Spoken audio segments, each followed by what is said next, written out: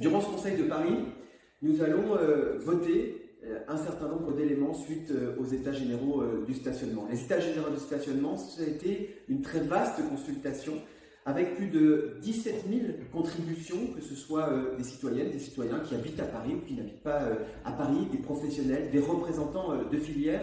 Pour réfléchir à quoi? Pour réfléchir au devenir de l'espace public, parce que nous sommes engagés dans une politique de transformation de l'espace public avec une règle: moins de voitures, pour plus de nature, plus de place pour les piétons, pour les vélos et pour d'autres usages qu'il s'agit de définir ensemble.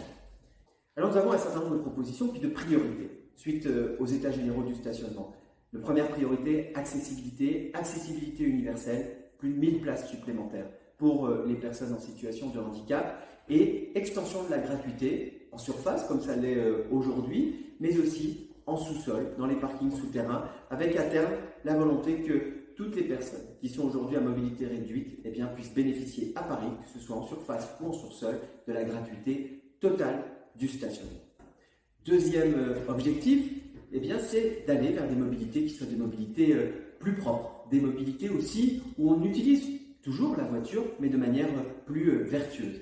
C'est la raison pour laquelle nous allons créer 1000 places de stationnement supplémentaires pour le covoiturage par exemple, 400 places supplémentaires pour le free floating à proximité des gares ou à proximité des portes.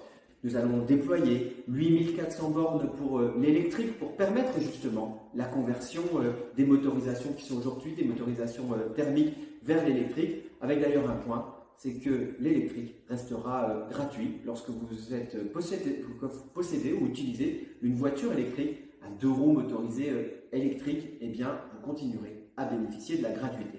Et puis enfin, troisième grand objectif, ce sont d'accentuer, de prioriser sur les mobilités dites professionnelles. Et là-dessus, encore une fois, nous allons créer plus de place pour les commerçants, plus de place pour les artisans, pour leur permettre de livrer. C'est 1000 places supplémentaires que nous allons créer pour eux, et puis 1000 places aussi pour les vélos cargo, parce que la cyclo-logistique, c'est extrêmement important, elle se développe, et ça répond à notre objectif d'avoir des mobilités, et notamment de la logistique urbaine décarbonée.